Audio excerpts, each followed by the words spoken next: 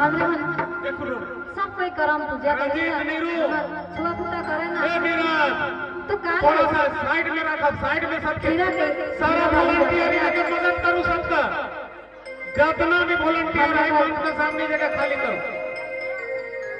आजकल का भाई बहन मन भुलाए जाते हैं तो हम ओके यही करवाते हैं।